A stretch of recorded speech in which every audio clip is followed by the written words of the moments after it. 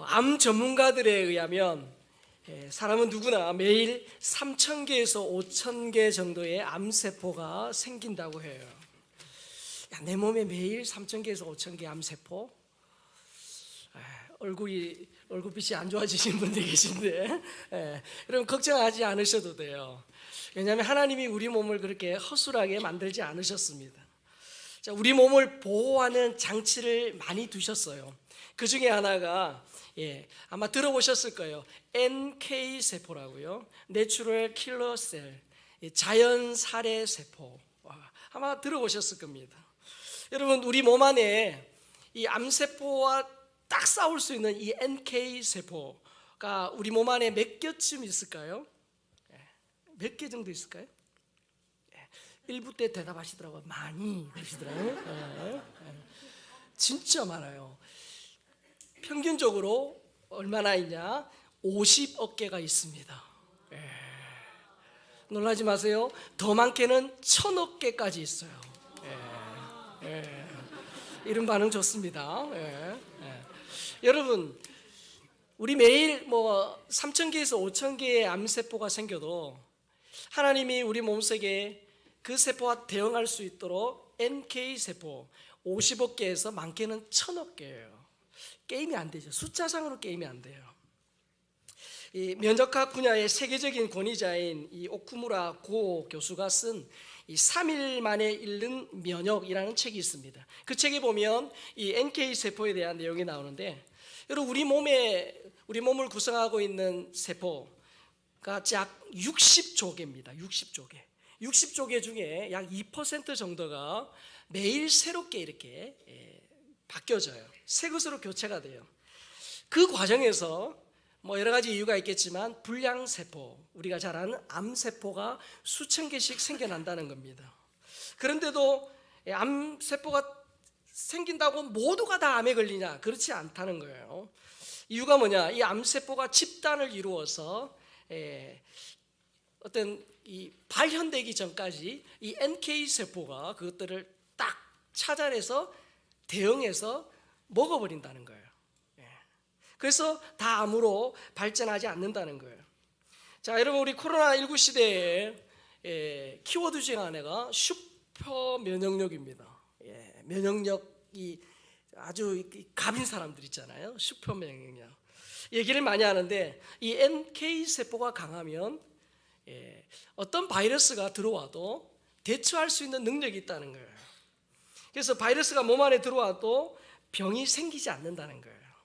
그런데 이 과도한 스트레스를 지속적으로 받거나 하나님이 만드신 창조 질서에 어긋나는 그런 식습관, 생활 습관 때문에 건강에 적신호가 켜지죠. 자, 이 면역력을 얘기할 때 이 NK세포와 더불어서 중요하게 다루는 것이 바로 체온입니다. 체온. 체온 1도가 올라가면 면역력이 5배 높아진다라는 책 제목이 있어요. 그러니까 여러분 우리 몸 온도가 1도가 올라가면 면역력이 5배가 강해진다는 거예요. 이 책 제목만 봐도 체온이 면역력과 깊은 관련이 있다라는 걸 알 수 있습니다. 자, 우리 몸의 체온이 얼마죠? 보통 36.5도에서 37도 사이입니다. 저 인간은 냉혈하기야 그렇게 말하는데 그렇다고 그 사람이 34도는 아닙니다. 우리 보통 이런 적정 온도가 있어요. 그런데 여러분 이 적정 온도에서 0.5도만 떨어져도 춥다라는 그런 느낌을 받습니다. 그리고 근육이 긴장을 합니다. 혈관이 수축해요. 그리고 혈류량이 줄어듭니다.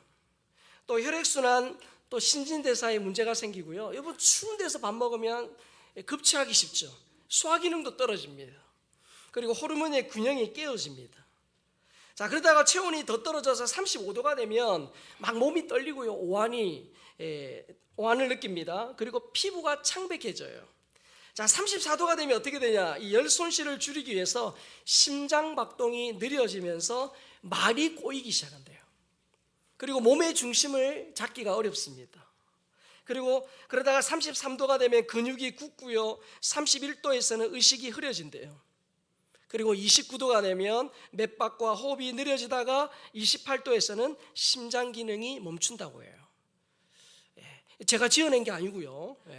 실제로 의학적으로 밝혀진 내용입니다.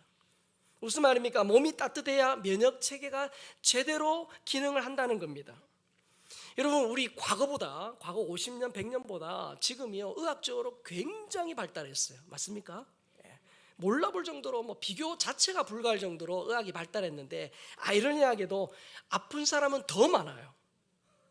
맞죠? 아픈 사람이 더 많아요. 그 이유를 전문가들 중에 어떤 분들은 저체온증에서 찾습니다. 예전보다 몸이 많이 이렇게 평균 온도가 체온이 낮아졌다는 거예요. 여러분, 적정 체온을 유지하는 것이 건강의 비결이에요. 그렇죠? 네. 근데 우리의 이 몸만 그러냐? 그렇지 않습니다. 우리의 속사람, 우리의 영혼도 그러하다는 거예요. 여러분, 영적인 저체온 증상이 있을 수 있습니다. 영적인 저체온증이 있을 수 있다는 거예요. 우리가 세상을 살아가면서 매일 듣고 보는 것 가운데 여러분, 좋은 게 많아요, 나쁜 게 많아요? 좋은 게 많아요? 참 은혜롭게 사시는 분이에요. 그러나 대개는요, 우리가 보고 듣는 것들 거의 우리 영혼에 유익한 게 그렇지 많지 않아요. 나쁜 게 더 많아요. 이유가 뭡니까? 세상이 악하기 때문이에요. 환경이 파괴되고 잘못된 식습관 때문에 매일 나쁜 바이러스가 우리 몸속에 들어오는 것처럼 이 세상이 악하기 때문에 우리가 보고 듣는 것 가운데 악한 것들이 굉장히 많아요. 그래서 사도 바울은 오늘 본문 15절 16절에서 이렇게 말하죠. 같이 읽겠습니다. 시작. 그런즉 너희가 어떻게 행할지를 자세히 주의하여 지혜 없는 자가 취하지 말고 오직 지혜 있는 자가 취하여 세월을 아끼라 때가 악하니라. 자, 여러분, 성경에 보니까 이 세상의 공중 권세를 잡고 있는 존재가 있는데 마귀라고 합니다. 마귀가 이 세상의 공중 권세를 잡고 있어요.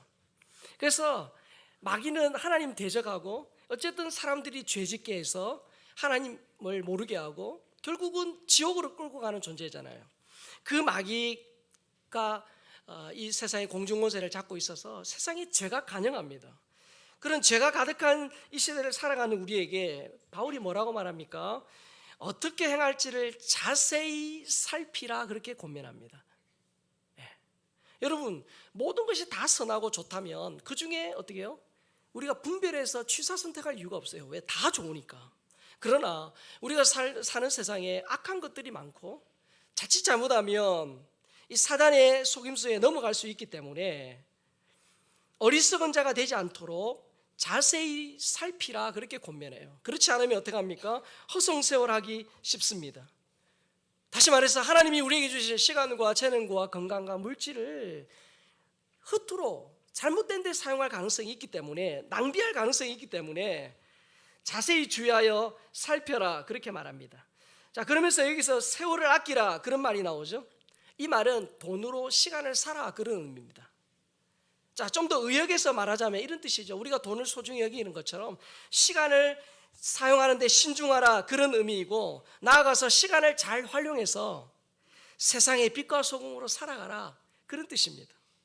뿐만 아니라 시간을 빛의 자녀들처럼 사는데 활용해라. 그래서 하나님이 우리에게 주신 그 기회, 카이로스, 그것을 잘 활용하고 그것을 붙잡으라, 그런 뜻입니다.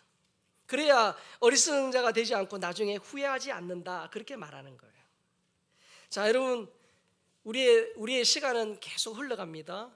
그러나 그 흘러가는 시간 속에 하나님의 때, 하나님의 기회가 있거든요. 그것을 잘 잡기 위해서는 어떻게 해야 됩니까? 오늘 17절 말씀이 이렇게 말합니다. 그러므로 어리석은 자가 되지 말고 오직 주의 뜻이 무엇인가 이해하라. 자, 거기 보세요. 어리석은 자가 되지 않기 위해서 주의 뜻을 분별해야 된다, 그렇게 말합니다. 주의 뜻을 분별해야 된다. 그래서 여러분, 성도는 세상의 단순한 지혜가 아니라 하나님의 뜻을 깊이 이해하는 그런 통찰력이 있어야 된다, 그렇게 말합니다. 자, 여러분, 사업하시는 분들은요, 돈의 흐름이 보입니다. 아, 이거 하면 돈을 벌 수 있겠구나 하는 그런 통찰력 안목이 있어요. 마찬가지로 우리 그리스도인들이 이 죄가 많은 세상 속에 믿음으로 살기 위해서는 영적인 통찰력이 있어야 되는데, 자, 그렇게 하기 위해서 오늘 기억해야 될 말씀이 바로 18절 말씀이에요. 자, 18절 말씀은 크게 있습니다. 시작. 술 취하지 말라. 이는 방탕한 것이니 오직 성령으로 충만함을 받으라. 자, 저기 보니까 술 취한다는 것과 성령으로 충만하다라는 것을 비교했습니다. 술 취하다. 여러분, 술 먹으면 술이 어떻게 취하죠? 이만큼 만땅이 돼요. 맞죠? 술이 충만해져요. 마찬가지로 성령으로 충만함을 받으라, 그렇게 말합니다. 자, 여러분, 술은 사람을 취하게 만듭니다. 맞죠? 나는 마셔도, 아무리 마셔도 나는 안 취해, 그런 사람도 더러 있긴 하지만, 술을 마시면 처음에는 사람이 술을 먹고 술이 술을 먹고 나중에 술이 사람을 먹는다, 그런 말 쓰잖아요. 술에 취하게 된단 말이죠. 자, 그러나 여러분, 술을 마시지 않는 사람을 취하게 할 수 있습니까? 안 마셨는데 취하게 할 수 있습니까? 물론 알코올에 굉장히 민감한 사람들은 뭐 술 냄새만 맡아도 뭐 취한다, 그렇게 표현하지만 일반적으로 술을 마셔야 취하죠. 여러분, 술을 마시지 않으면 온종일 술 창고에 있어도 취하지 않습니다. 성령도 마찬가지, 성령 충만도 마찬가지예요. 자, 여기서 충만이라는 단어가 헬라어에서 플레로마입니다. 이 무슨 뜻이냐? 자, 고용되다는 뜻이에요. 성령으로 충만함을 받으라, 이 말은 성령에 고용되다, 그런 뜻입니다. 여러분 가운데 사업하시는 분들 계시죠? 누군가 어떤 직원을 고용합니다. 그러면 그 고용된 직원은 어떻게 해야 됩니까? 사장의 그 지시, 또 사장님이 이렇게 하라 하는 것을 따라해야 돼요. 마찬가지예요. 성령으로 충만하다, 이 말은 무슨 뜻입니까? 성령에 고용되다. 성령께서 나를 완전히 주장하고 나를 다스려서 나를 사로잡아서 그분이 가라 하면 가고 서라 하면 서는 것, 그 성령님의 민감하게 순종하고 나를 고용하신 그 성령님 앞에 따라 사는 것, 그것이 바로 성령 충만이라는 거예요. 그래서 성령님은 우리 삶을 어떻게 합니까? 감사와 기쁨과 사랑의 삶으로 변화시키시는데, 그 성령님에게 순종하지 않으면, 마치 술을 마시지 않으면서 술창고에 있으면 술 취하지 않는 것처럼 내 안에 성령께서 계시지만 그 성령님에 순종하지 않으면, 성령님이 내 안에 계심에도 불구하고 나와 함께 하심에도 불구하고 성령 충만한 삶을 살 수 없다, 그런 뜻입니다. 그러면서 여러분, 성령으로 충만함을 받으라, 이 말은요, 명령형이에요. 명령형이에요. 권면이 아니에요. 자, 성령 충만 받으면 좋겠습니다 라가 권면이 아니라는 거예요. 여러분, 자녀 키우실 때, 어릴 때 아이들, 진짜 중요한 거는요, 정말 정색하고 명령합니다. 명령이에요. 야, 너 절대로 휴대폰 쳐다보면서 길거리 걸으면 안 돼. 실제로 휴대폰 쳐다보고 길거리 걷다가 맨홀에 빠지거나 교통사고 나는 경우가 있잖아요. 진짜 중요한 건 뭡니까? 명령하는 거예요. 사춘기 자녀를 둔 여러분, 자녀들이 하루 종일 휴대폰 붙들고 있습니다. 휴대폰은 나의 목자시니. 그럼 여러분 뭐라고 말합니까? 야, 휴대폰 계속 보면 안 돼. 책 읽어야 돼 라고 말씀하시죠. 물론 우리 집 얘기이기도 합니다는. 여러분, 자녀들이 진짜 그 중요한 그 시기에, 10대 시기에 세월 낭비하면 안 되잖아요. 그래서 여러분들 어떻게 해요? 자녀들에게 이렇게 하라 이렇게 하라 말합니다. 왜 그렇게 얘기하시죠? 인생을 오래 살아보니까 그때는 그게 중요하거든요. 그거 해야 되거든요. 근데 자녀는 그 얘기하면 말 듣습니까, 안 듣습니까? 호응합니까? 예, 아버지, 제가 오늘부터 순종하겠나이다. 거의 안 그럽니다. 아빠는 나를 이해를 못해, 뭐 이러면서 막 도끼 눈으로 쳐다보고 그렇게 합니다. 잘 몰라요, 걔가.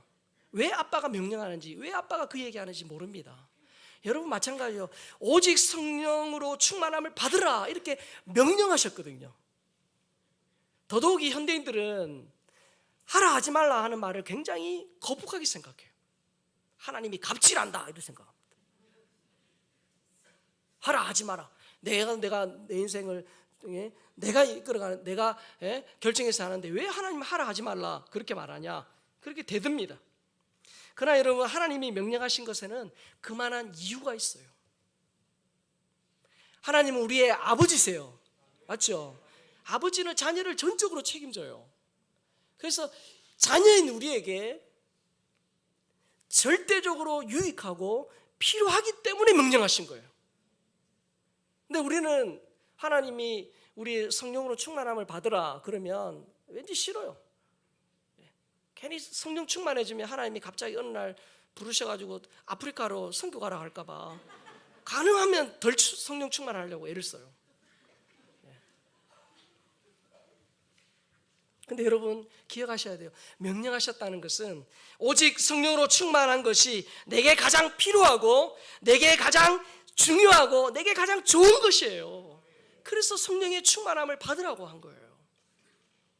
우리는 너무 잘 알아요. 근데 성령의 충만함을 사모하지 않죠.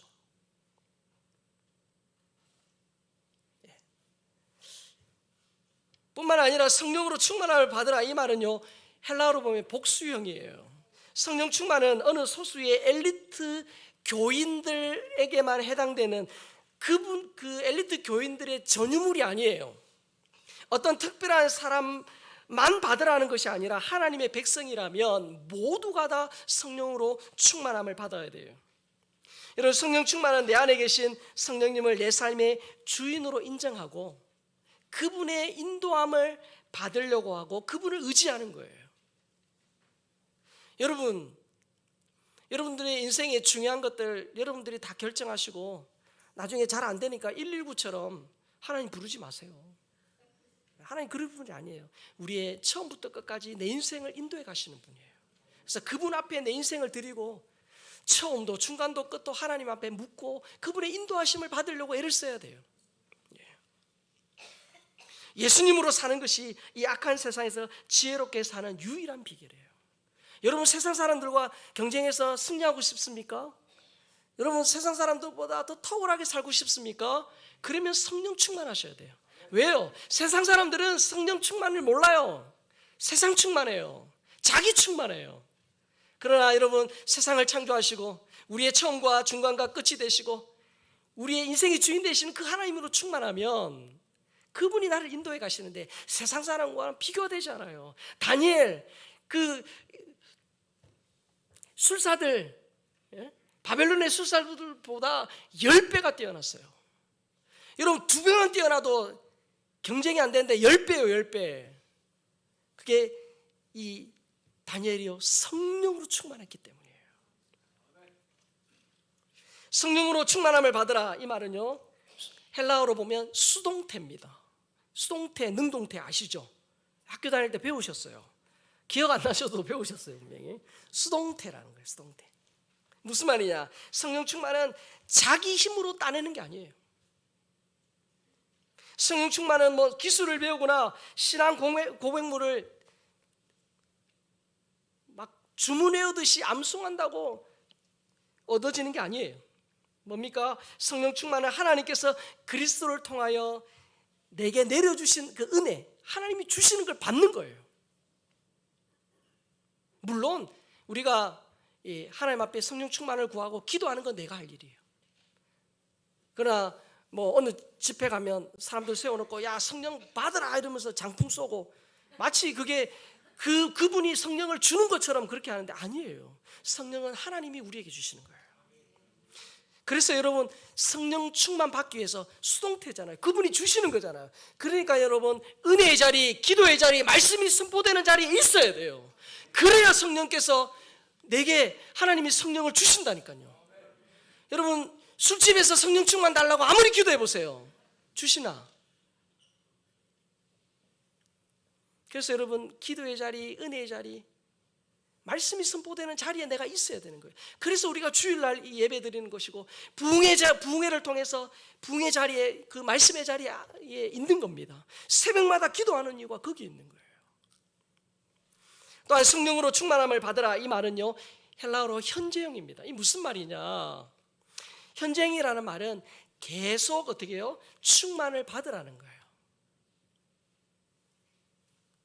여러분, 우리가 예수님을 믿지 않다가 어느 순간 예수님을 믿습니다. 회심해서 예수님을 믿어요. 예수님 믿어져요.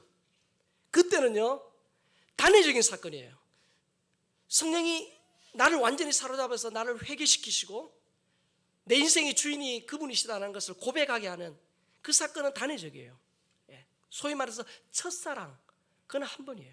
그러나 성령의 충만함을 받으라, 이것은요, 매일 매 순간 되어야 될 우리의 사명이에요. 성령 충만은 끊임없이 믿고 순종하여 계속해서 받아야 된다는 거예요. 그래서 여러분, 어제의 성령 충만으로 오늘을 살지 말라는 거예요. 어제의 성령 충만으로 어제를 산 것을 족하고, 오늘은 오늘의 성령 충만이 있어야 된다는 거예요. 내일은 내일의 성령 충만이 있어야 된다는 거예요.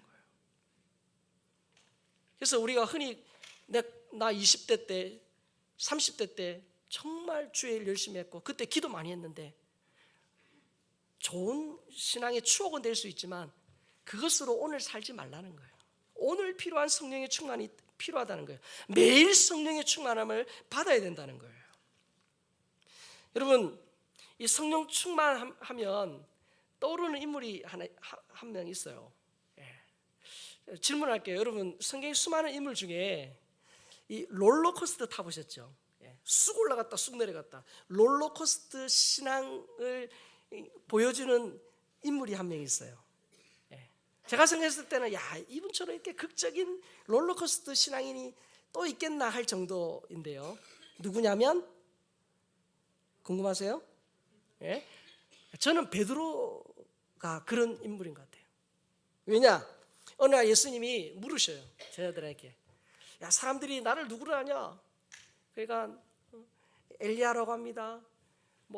모세라고 합니다. 선지자 중에 한 명입니다. 그렇게 대답을 했어요. 그 얘기를 듣고 있던 그 얘기를 들은 예수님이 다시 질문합니다. 제자들에게, 너희는 나를 누구로 아느냐? 질문하시죠. 이 질문이 끝나기 전에 누가요? 베드로가 저요 하고 손들고 뭐라고 대답합니까? 주는 그리스도시요 살아계신 하나님의 아들입니다 라고 대답을 한 거예요. 그러니까 예수님이 그 얘기를 들으시고 베드로를 어떻게 폭풍 칭찬하세요. 야, 바요라 시몬아, 네가 복이 있도다. 이걸 알게 하시는 이는 하나님이신데, 야, 네가 진짜 너의 그 신앙의 고백 위에 내 교회를 세우겠다 칭찬하셨거든요. 그러고 나서 이어서 바로 예수님이 십자가에 죽으실 것, 고난받고 죽을 것을 말씀하세요. 그러니까 베드로가 가만히 계셔야 되는데 이 베드로 형님이 또 이 시간에 손도 안 들고 얘기하는 거예요. 뭐라고 얘기합니까? 예수님 안 됩니다. 그런 일은 절대로 있으면 안 됩니다. 절대 안 됩니다 하고 예수님을 말려요. 그러니까 예수님이 어떻게 하십니까? 사탄아, 내 뒤로 물러가라. 금방 칭찬 들었는데 금방 또 사탄이 됐어요. 사탄아, 내 뒤로 물러가라. 뿐만 아니라 베드로가 예수님이 십자가에 이제 달려서 죽을 것을 여러 차례 얘기하시니까 베드로가 이렇게 말하죠. 저는요 절대로 예수님 부인하지 않습니다. 제가 누굽니까? 베드로 아닙니까? 저는 죽는 한이 있더라도 예수님 부인하지 않겠습니다. 그렇게 큰 소리 쳤죠. 그런데 예수님 잡혀갈 때 멀찍이 베드로가 쫓아가다가 몇 번? 3번이나 예수님 모른다고 부인했어요. 심지어 여종에게조차도 나 예수님 몰라 그렇게 부인했어요. 그런데 여러분, 희한하게 사도행전 4장에 가면 베드로가 완전히 딴 사람이 돼요. 그때 이 사도행전 4장에 보니까 예수 믿는 사람들을 죽이려고 막 혈안이 되어 있는 그 종교 지도자들 앞에서 예수님이 메시아야, 예수님이 우리 죄를 위하여 십자가에 죽으시고 구원하신 그리스도야 라는 것을 담대히 증거하거든요. 그 본문에 보니까 베드로가 성령이 충만하여 이런 표현이 있어요. 자, 여러분, 예수님을 부인했던 베드로, 그리고 성령이 충만해가지고 예수님이 메시아다, 그리스도라고 담대히 선포했던 이 두 사건 사이에 뭐가 있냐? 사도행전 2장에 오순절 성령 강림이 있습니다.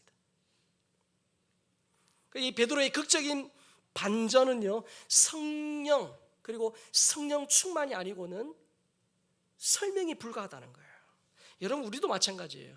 베드로 속에 계신 성령님이나 내 안에 계신 성령님이나 여러분 속에 계신 성령님이 동일하신 분이에요. 그러하다면 베드로가 이렇게 변화되었다면 우리 또한 그 성령님으로 충만할 때 소심한 사람이요 담대한 사람으로 변화가 되는 거예요.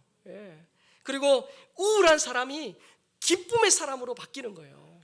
뿐만 아닙니다. 성령 충만하면 절망이 소망으로 반전이 되고요. 불평이 감사로 역전이 되는 거예요. 그래서 여러분 오직 성령으로 충만함을 받으라 그렇게 말씀하는 거예요. 어느 동네에 다리가 불편한 분이 살았어요. 근데 어느 한 교인이 그분을 유심히 이렇게 관찰을 한 겁니다. 보니까 매일 이 몸도 불편한데 목발을 짚고 그렇게 매일 마트에 가서 장을 보더랍니다. 그래서 이 교인이 보니까 딱하잖아요. 그래서 한날은 찾아가서 이렇게 말했답니다. 이렇게 힘들게 나오지 마시고 필요한 물품을 적어서 저한테 주십시오. 그러면 제가 이렇게 대신 사다 드리겠습니다. 그렇게 아주 이렇게 친절을 베풀려고 그렇게 얘기를 했다는 거예요. 그랬더니 이분이요, 보통 같으면 고마워요, 감사해요 그래야 되는데 의외의 말을 하더랍니다. 마음은 정말 감사한데 이렇게라도 하루에 한 번씩 걷지 않으면 저는 영영 걷지 못할 수도 있습니다. 어느 때는 장을 보다가 빨리 화장실을 가야 되는데 못 가가지고 실수한 적도 있고 이 목발 짚는 것 때문에 낭패를 당한 적도 있지만 그럼에도 불구하고 매일 이렇게 나와 걸어야 그나마 다리 기능을 유지할 수 있습니다 라고 말하더라는 거예요. 여러분 영적으로도 마찬가지예요. 여러분 세상이 악합니다. 그리고 마귀가 시퍼렇게 눈을 뜨고요, 어쨌든 여러분들이 믿음으로 살지 못하도록 자꾸 방해합니다. 그리고 내 속에 그냥 내 마음대로 내 욕심대로 내 생각대로 살고 싶은 죄성이 날 속에 있단 말이에요. 그래서 여러분 이 삼박자가 딱 맞으면요 그리스도인도 상상을 초월하는 죄를 지을 수 있단 말이에요.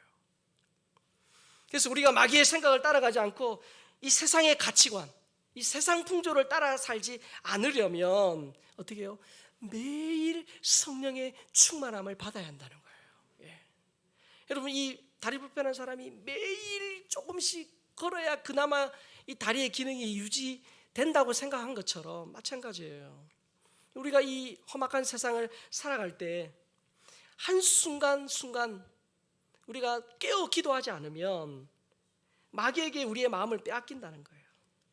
여러분 성령 충만하지 않으면 뒤집어 말하면 세상 충만하다는 얘기예요.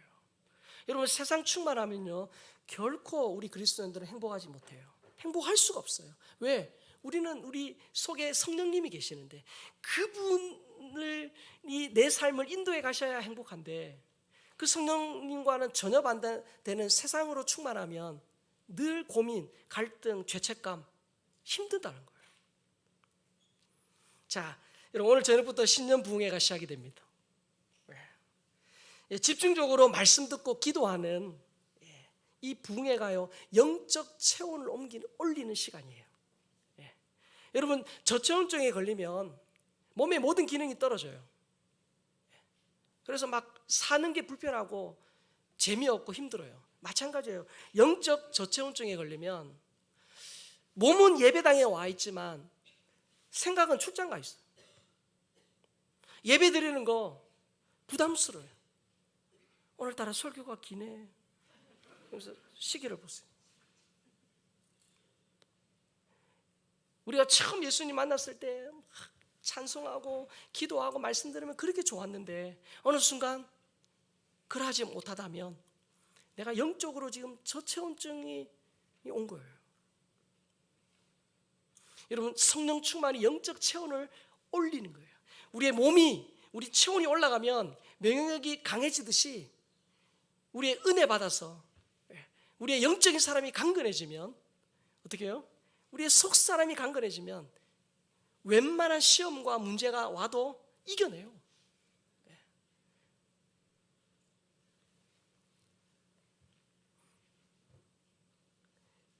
사랑하는 성도 여러분, 우리 교회는 그래도 부흥회 그리고 은혜 받을 수 있는 그런 기회들이 참 많은 교회예요.